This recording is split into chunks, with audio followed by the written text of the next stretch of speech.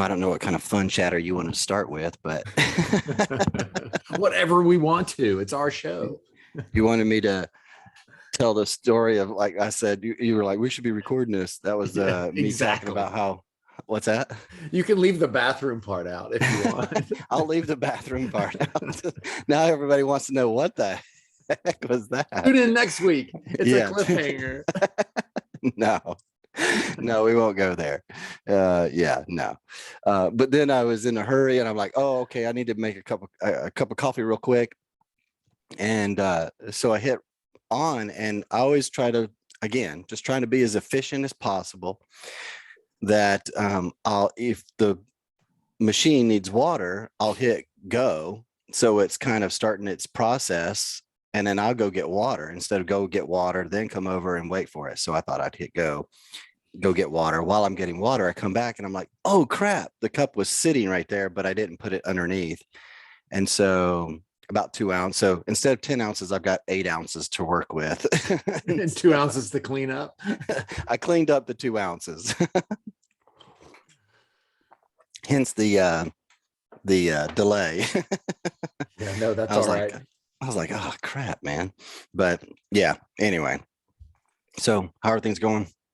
It's good. I tell you, and I know we've talked about this before, and I haven't even mentioned this to you in our back and forth, is, when you start on a path of entrepreneurship, as you well have been on for years, how incredibly challenging it is to block your day.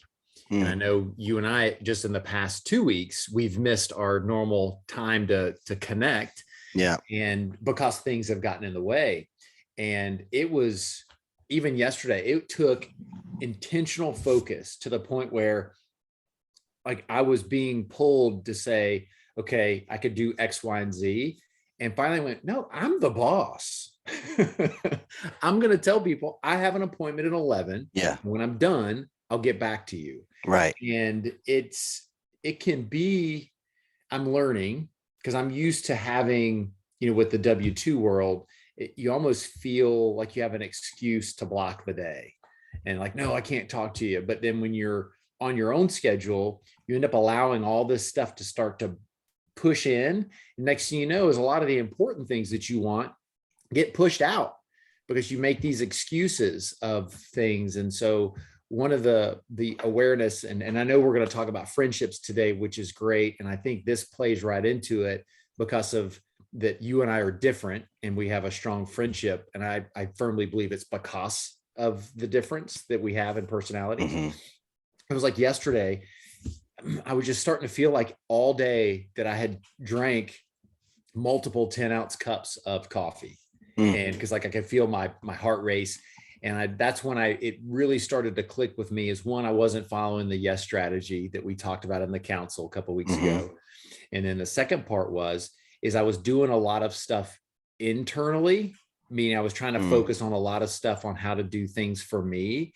And it clicked that I need to push that stuff outwards.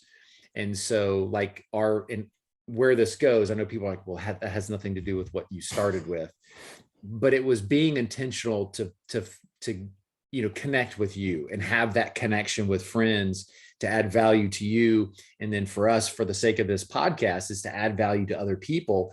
It just leveled me out almost immediately when I realized that I was turning too much inward and needed to turn things outward. And you've talked about that in, out, and up, in and out. Yeah.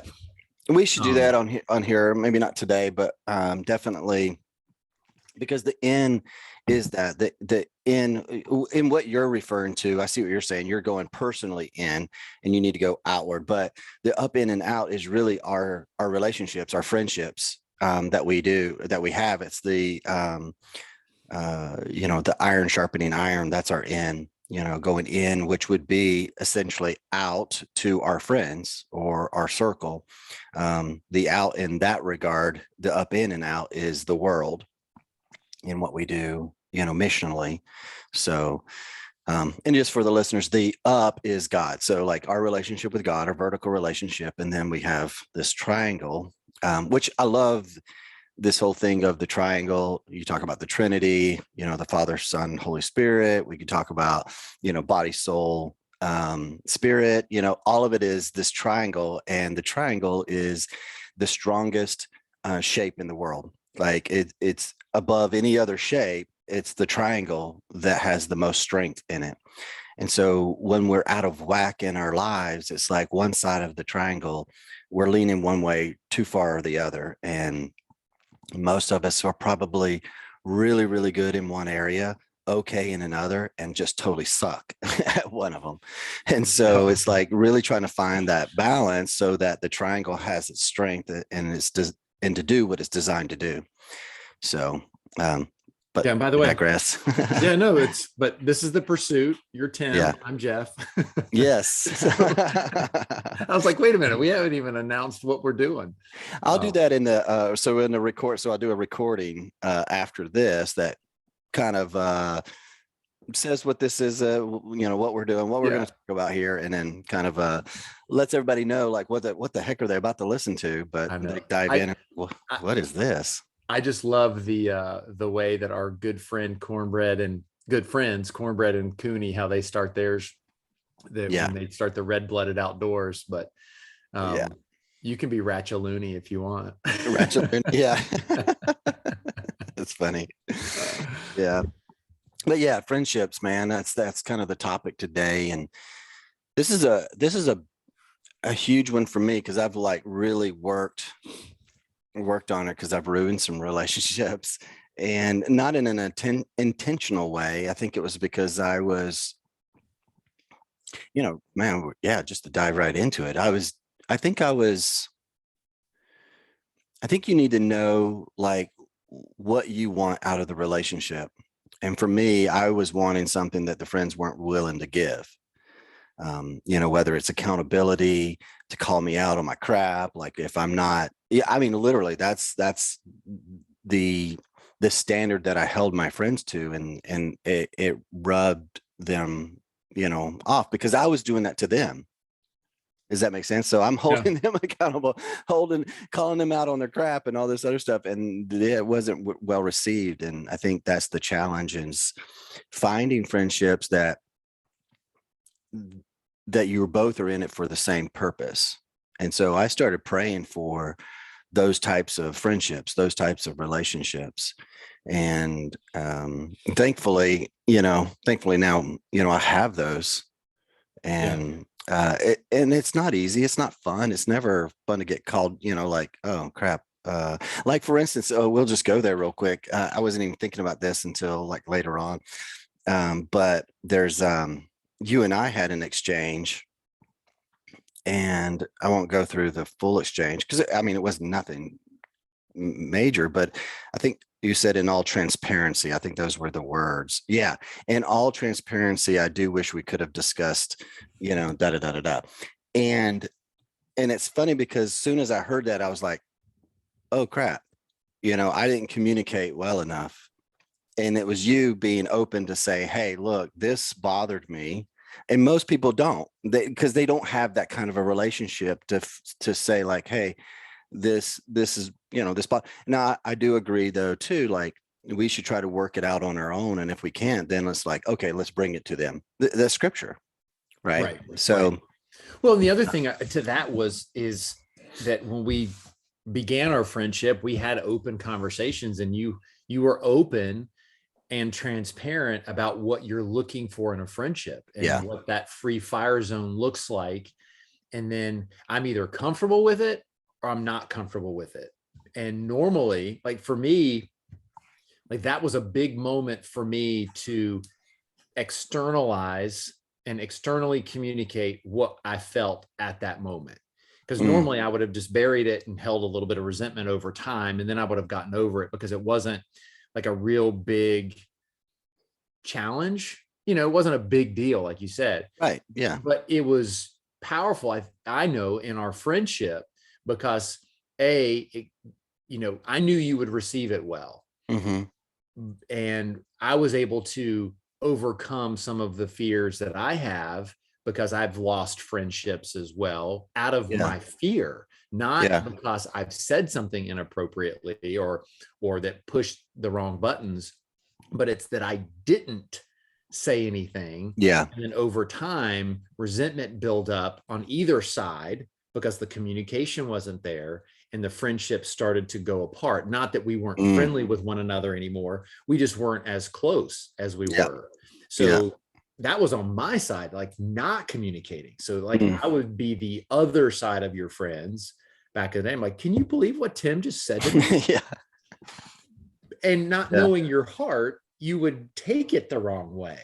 Mm-hmm. And that's the important part of friendships. And as men, like we talk about in the council, we're not good at that. Mm. It's either combative or it's passive. Yeah. Yeah. There's no middle ground. I would think, yeah. And in my experience, I guess, and maybe it's just a light on my past, is I would say majority of them are all passive that I've experienced. Very few are combative. And my coach, a few years back, he was like, you're the only alpha in your circle, like in your life. You need more alphas. You need more people, because the rest of it, he could just tell. He didn't know any. He lived in a completely different state, but he could just tell by my relationships or my friendships that I needed more of that. Someone that will push back, someone that would say the things that I'm looking for. And as I was like, really? Like when I heard that, I'm like, I don't know. And then I started like digging into it a little bit more. And I'm like, no, he's right. He's right. Like everyone's passive. Everyone's that passive aggressive type of, dealing with each other. And it's like, that's not healthy. And it showed in the relationships and in the friendships. And unfortunately, as much as I have tried to restore or to reach out, like, hey, litmus test, is everything the same today as it was 2 years ago? No. Okay, what can we do to make it better? Oh, we should do da da da da da. Okay, great, I'm open to that. And then you're the only one putting in the effort.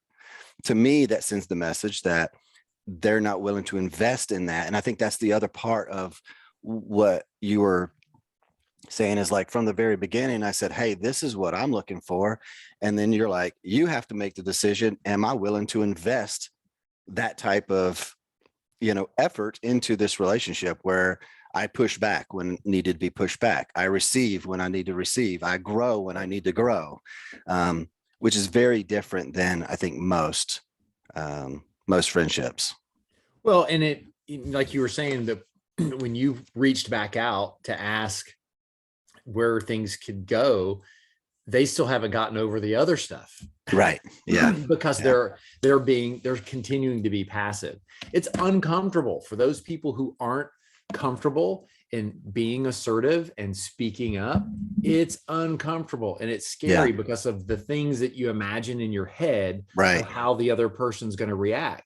Yeah. It's just an imagination. It's not real fear. It's like, No. if you say that, are they going to stick a knife in my throat? Right. No, they're No. not. If they are, you probably shouldn't be hanging out with them anyways. If that's a genuine fear, you Yeah, need you a new better circle run. of friends. Yeah. But that mentally, that's what you think. You think, okay, well, they're going to get so upset. Well, whoopee-doo. What, Yeah. and again, we don't want people to be upset, No. but the fact that that person 2 years later still can't share, well, Tim, the reason why we can't get where you want us to get is I still haven't gotten over Because I what can't you get did beyond it. before. And Yeah. I don't even have the strength to tell you what you did to Right. get over it for you to repair that. Yeah. And Yeah. 100%. it's ego.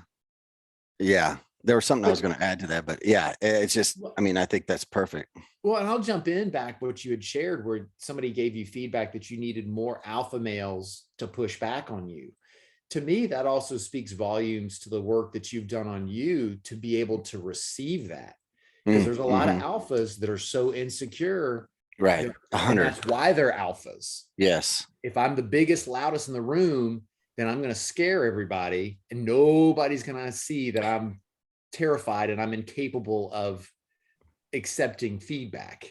Yeah, but that's to me, the word that just kind of like screaming in my head right now is just false identity. Yeah, You're not truly, really truly an alpha per se. I mean, you just want to be and be perceived as that.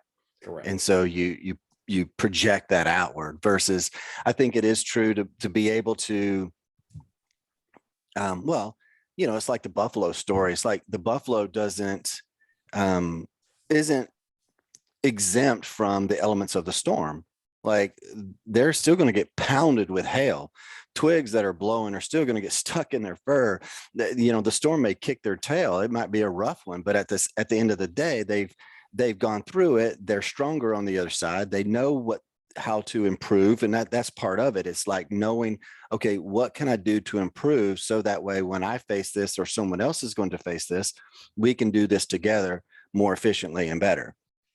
And so it's all about having, I guess, yeah, that mindset of just growth. Like I want to grow. I want to be able to grow because it makes me stronger and it makes me healthier and being able to receive a corrective word or something, it's like Chris Worth, one time I said something to him 3 times. We were meeting and I said it to him 3 times in like 3 separate weeks. And he was like, dude, that's 3 times in the last 3 weeks that you've said that. When are you actually going to do it? And I was like, oh, okay. Yeah. And that's cool friendship to me, man. That like when someone has the balls to actually say, like, dude, you keep saying that, but you're doing nothing. Like, are you really going to put your money where your mouth is? Are you really going to be a man of your word? Are you really going to do what you say you're going to do? Or are you just bluffing Charmin? Are you just throwing things out there to say so people think you sound good or whatever? And I'm challenged by that. Like even with what we do, it's like, no, I have to live that. And I Yeah. want my friends to be able to do that. But I want my friends to actually call me out if they see me slacking in that area too. Back to that free fire zone that you talked about, that came from Stephen Mansfield, where he's talking, for those that are listening, it's like, what the heck is that? It's having a band of brothers so that to a place and an understanding that we know that we can fire at each other at will. In other words, if Kobe or Jordan saw their teammates slacking, they would fire off at will, letting them know, like, dude, he's always getting you on the rebound. Like, you've got to box out better.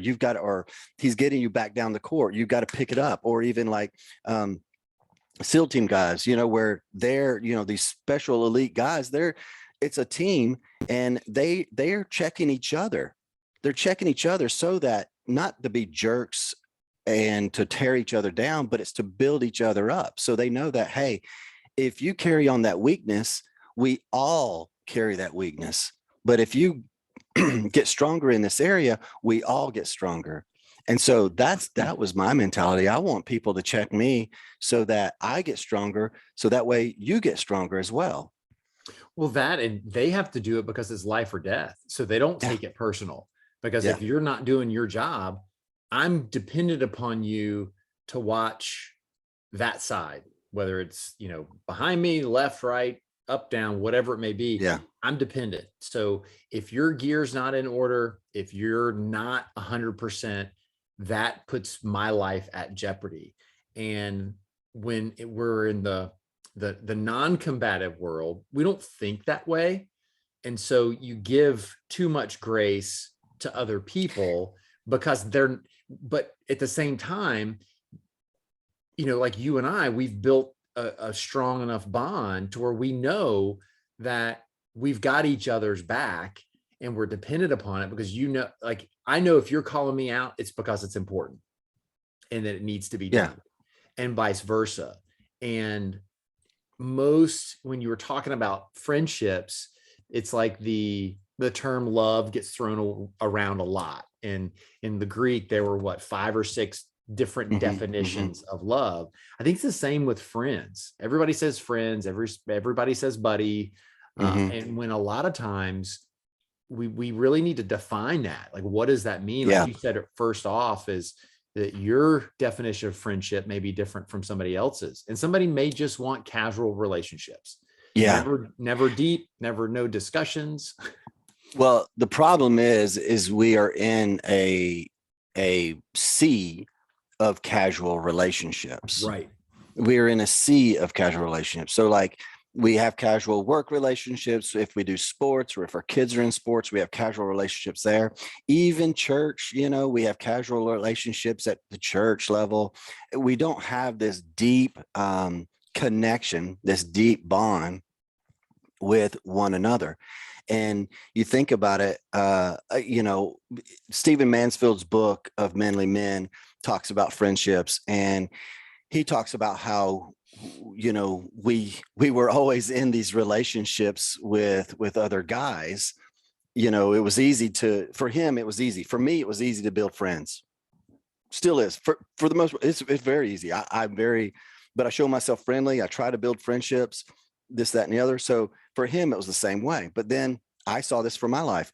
You go through school, you have all kinds of friends. You go to the next level, you have all kinds of friends, and then all of a sudden you get married, and then you buy a house, you have responsibilities, you then have kids, you have even more responsibilities, you got your career that you're building, all these different things. And now those deep connections that you were off doing things with, doing, whatever activities, sports, hanging out, whatever, you are now, it was this transition in life to where now we're, our sole responsibilities, our family, our job, our home, things like that. And now it's just casual. Everything's casual. And he talked about how he got to this place where he was just empty. He was empty and needing it, because all the conversations were just super surface. And that's where I got, and that's where I was like, Lord, I need some friends. And like solid friends, like good, godly guys that can challenge me, that we can do life together, that I want to do life with, So, and that's where he got to that point. And I think the point of that's being made there is that we've got to be aware of the casual relationships and who do we have in our lives that um, that goes deeper, that challenges us to go deeper. Because back to your comment of the life or death situation, these guys are going to call him out because if he doesn't do this, it's his life. I try to view it that way. Like if I don't grow, it's my life. In other words, my life doesn't improve. My life doesn't get better. And if my life doesn't get better, my family's doesn't get better. If my family's doesn't get better, my community doesn't get better, and so forth. And so it's kind of one of those things that it's life or death, meaning if I'm not growing, we've all heard that quote, if you're not growing, you're not dying, or you're dying, right? And so as you're, and I want to continue to grow. I want to continue to be pushed and challenged, whether it's from myself or from my friendships. So, Yeah. And what happens is, at least while you were talking, a couple of things that clicked in my mind is the importance of a father's role mm, in teaching friendship to their children. yeah, it's And lost. I think back about my dad, and again, that generation, they didn't go in depth and think about all this stuff. They just didn't. It's not Mm-mm. their fault. It just wasn't big on the topic. And they worked and they provided, and that's what they did. They loved us. And I look back, like you were saying, is I craved a deep, meaningful relationship with my dad, and really with anybody. Like I just wanted a Yeah. friend so bad, I would tend to smother them. So because I just wanted a friend, bad. It wasn't like I was a castaway. It just, I wanted that friendship. Yeah. And I was thinking while you were talking is that how many times as parents, we have casual relationships with our children. Mm-hmm. It's, I'm the parent, you're the child. This is where we go. Do we ask them, how are you feeling today? What's going on at school? What are some things that you're worried about? What's concerning Yeah. you? And I think we can actually, I got to stop saying, I think we can condition our children on how to build meaningful relationships. And more importantly, not yearn for deep, meaningful relationships because they don't have one with us. Yeah. And so in where I'm at right now with this whole job transition, when I come home from football, Deuce is in the front seat with me, and he asked me questions about getting real estate deals or getting coaching clients. And so the other day I was like, buddy, are you worried about us as a family? And he said yes. Wow. Yeah. And so I didn't know that hit me. Mm,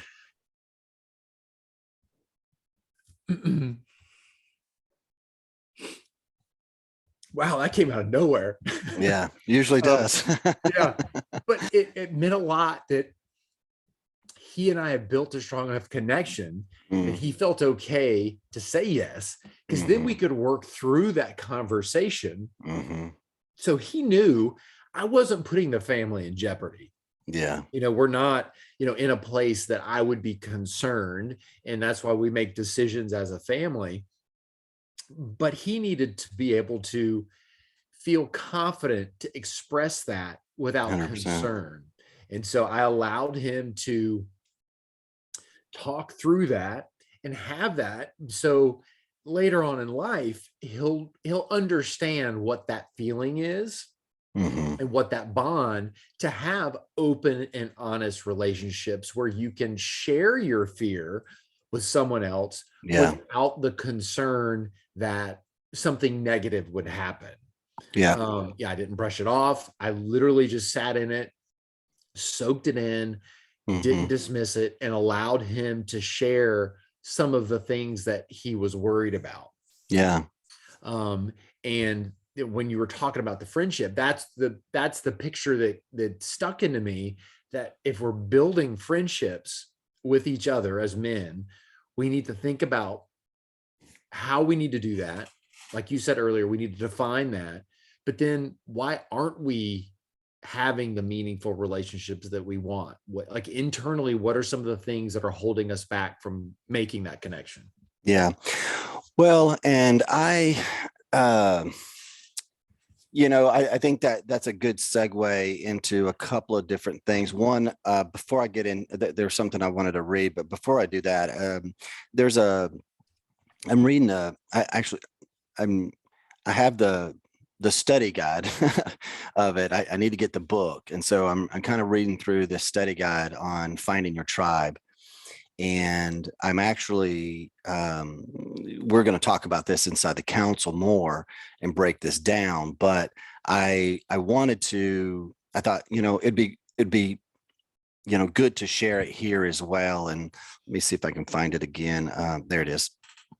It says, so there's 6 types of friends. There's the sage. This is the friend that listens, that prays, that advises. They love for you to bring them the problem. They carry godly wisdom. They've earned through the study and life experiences.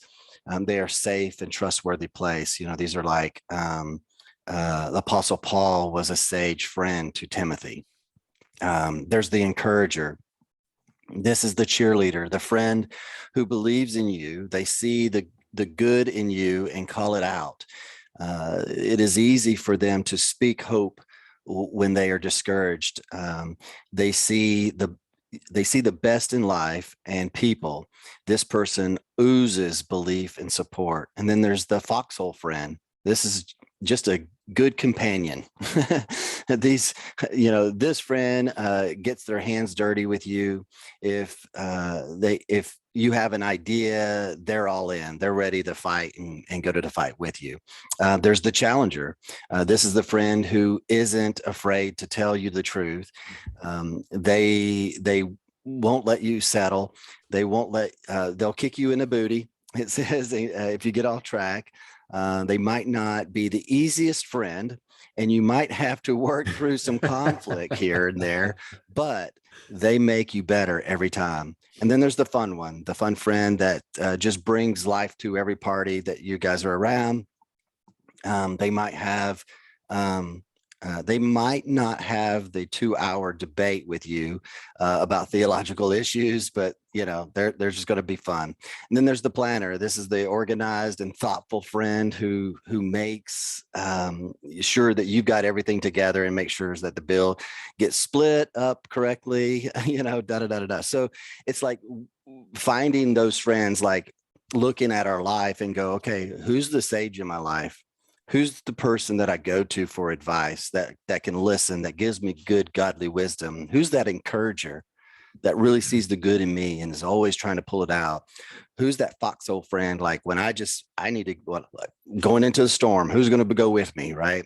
Who's the challenger? Who's the person that calls me out on my crap all the time? And it hurts. There is conflict there, but yet we work through it. Or just the one that I'm looking for fun. We just go have fun together. And that's all. It's just, and then the planner, the one that's always planning and thoughtful through being thoughtful about the things that we do. So we all can kind of take away from that and go like, okay, who are those friends? That's a well balanced, sort of people in our life. If we had 6 of those types of people, but And it's some could interesting. be a combination.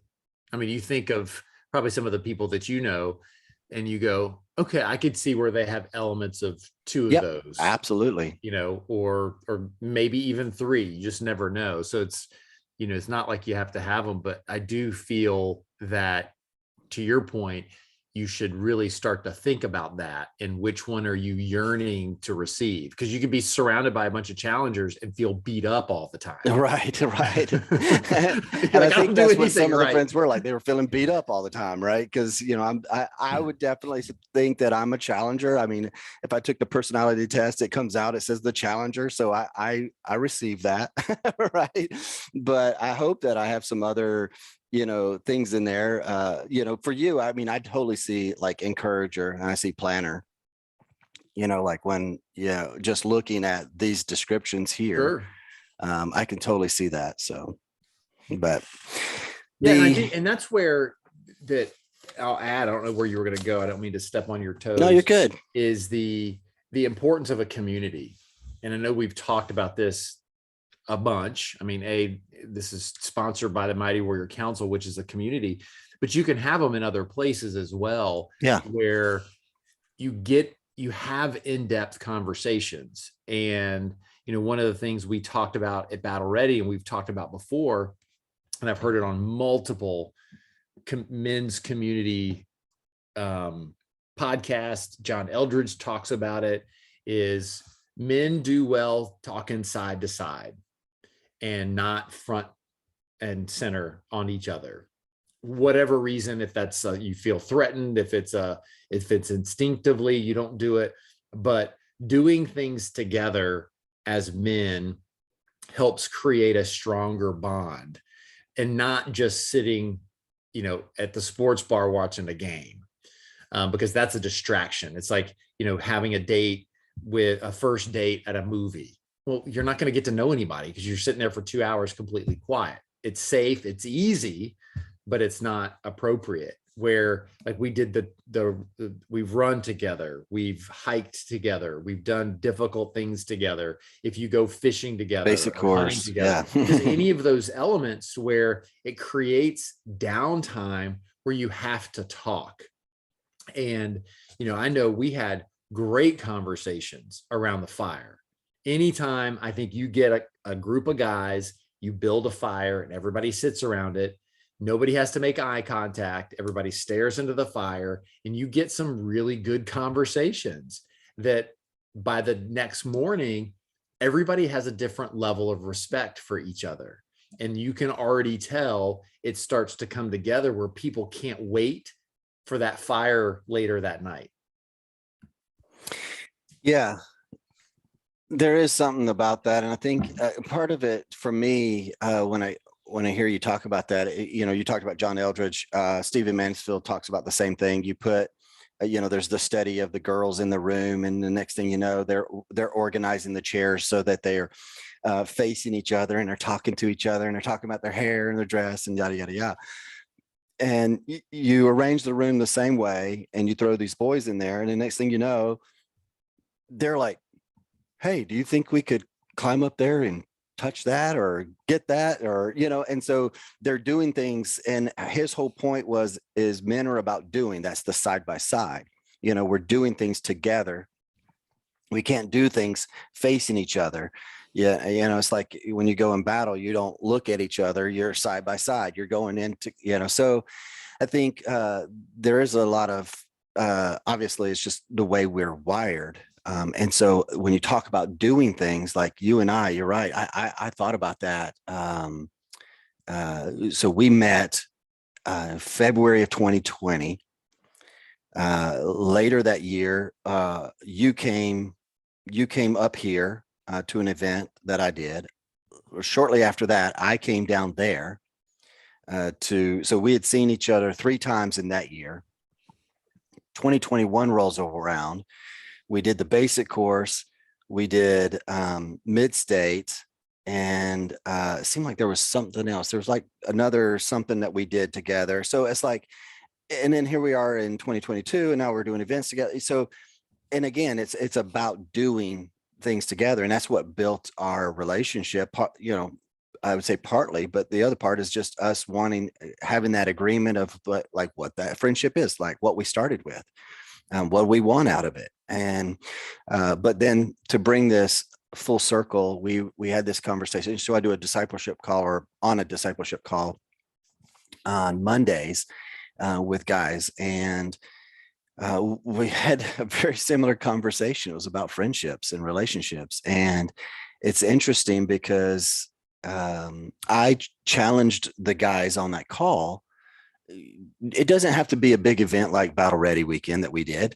It doesn't have to be something like that, but you could call, 3, 4 guys and say, hey, look, let's go do an overnighter. Let's go, maybe do 2 nights or whatever. And just go spend time with one another. And it's that doing things, whether you go on a hike, you build a fire together, you gather wood, you do things together, that builds that bond. And then the conversations just kind of, I think, is that, that solidifier that pulls it all together. But it's the doing, it's the action of being in each other's presence. Well, yeah, it's seeing my son's friendships develop on the football team and my Yeah. daughter on her volleyball team. I mean, you're doing hard things together. You have you both understand the pain. And, it's that you talk about, or Chad talks about, suffer in silence. Well, for, one player to comment to another player that they're tired, it falls on deaf ears because that person's tired too. Or if they say that to somebody who doesn't get to play much, and they're like, well, I wish I was tired. So you have some I'd like to be tired. common ground. A good example was the 50K. You and I both, we finished at different times, but we were experiencing the same pains. Yeah. We looked, like 90-year-old men getting up from the table eating dinner because we both were sore, and we could laugh about it. We could relate to each other. We can actually ask, well, how did you hurt? Or Yeah. did you hurt the worst? And so you could have those common discussions, and then you both could visually go back. It's like we were talking about being cold. And when we were talking about the hike, about how it was relevant, where there were certain times we were cold and certain times we weren't cold. And visually, we both knew exactly where we were at. Yeah. And we didn't even run together the whole time. Right. But I agree with you 100%, is doing things like that and just getting out, even if it's just going to the park and walking a trail. It doesn't have to be overly complicated, but in this modern society, as men, it's like, well, let's go meet for coffee. And then you meet for coffee. And then every time the way it ends is, man, we should do this more. And then does it? It never happens. Or it's like 3 months later and it happens. And I'm guilty of it as well. So I'm not saying that I'm perfect at trying to keep relationships together and connections, but it also means that the way we started the conversation is you can't try to do so much. Yeah. You don't have connections with anybody because you're trying to hang out with so many different people. Yeah. And I think, wow, there's so much there. I mean, that's back to that yes strategy. What are we saying yes to? Mm-hmm. Because if we're so busy with everything else, and I'm guilty, or have been guilty, to where we were so busy in the past with church life and family stuff that I didn't have time for anything else. And I know several guys right now, that's their life right now. They're so busy with everything else. They have no time for anything. They're no time for friendships, no time for relationships, because here's what it requires is it's an investment. You have to be willing to invest the time. You also have to be, in some situations, be willing to invest money into friendships. And why do I say that? Is because you and I live 8 hours drive time away from each other. It costs me money. It costs you money for us to do things together. We don't live across the street from one another or even across town from one another. So we have to be intentional about that. And we have to invest the time. We have to invest the resources necessary for us to go do, a 50K together, the basic course together, the mid-state, all these different things that we've done. It requires an investment. And the biggest one is in, the intention, the investment of our intention. And we have to be intentional about reaching out to one another. It's in somewhere, I can't remember the exact scripture, but it's like, building each other up in your most holy faith. Like, are you intentional about building your friendships up? Are you intentional about building the other men around you up? You get intentional about that, you'll have some pretty cool relationships. And I do have another thought, and I just, before we close, I believe that just to kind of put a bow on all of this is how should we approach friendships? How should we be looking for friendships? Because that's hard for I would say, for a lot of guys. And I go back to this book here, Mansfield's Book of Manly Men. It's on friendship, this section on friendship. And he's talking about the relationship between Jonathan and David. And this relationship, or this friendship, changes a king, a nation, and a world. And it's so cool how it happens. So it says, right here, it says, after David had finished talking to Saul, Jonathan became one in spirit with David. He loved him as he loved himself. That's 1 Samuel 18:1. Notice that Jonathan is drawn to the fire and the grit and the heart of David, to the Spirit of God in his life, and he loves him for these reasons first. So it's like, okay, I'm looking for some friendship. What do I look for in a person? Well, do they have some fire? Do they have some grit? Is their heart in the right place? Do they have the Spirit of God in their life?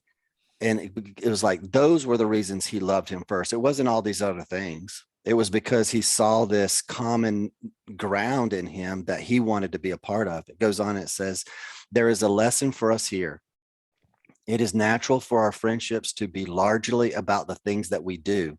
We've talked about that, but we can have sports friends, work friends, friends we make music with, for example.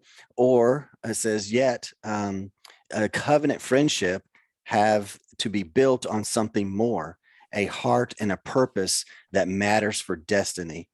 It says, this convicted me when I first read it. My friendships were usually thin and uninspiring. And it's like, I guess that's a question for us all. Are our friendships right now thin and uninspiring?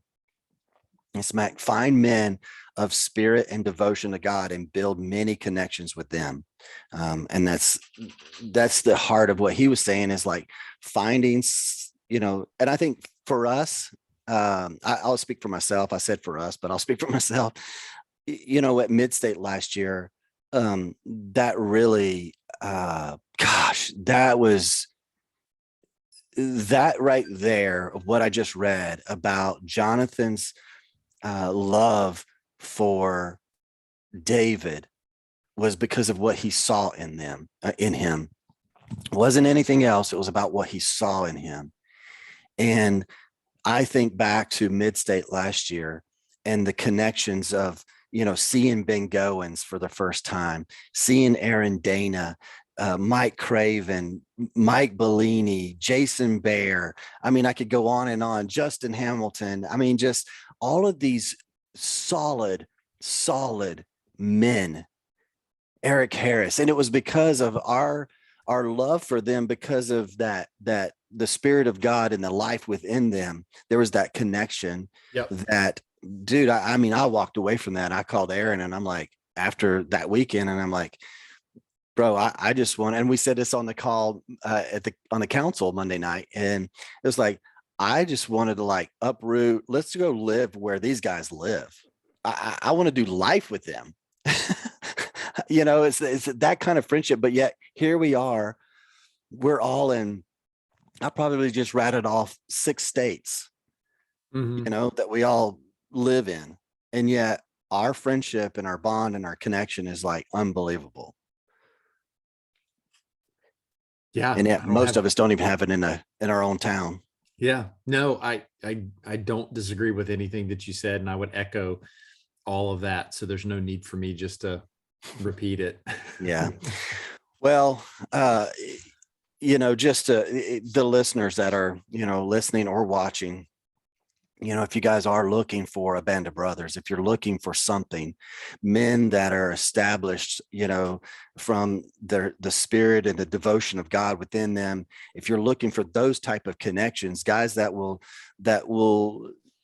do see the best in you, that do want to challenge you, that do want to push you, but it's from the heart of, we know what God's created us to do. And so it's from that heart that we push and we challenge and we stir that fire, we stoke that fire, we grind the iron a little bit to sharpen. It might not feel easy all the time or great all the time, but that's the purpose of it.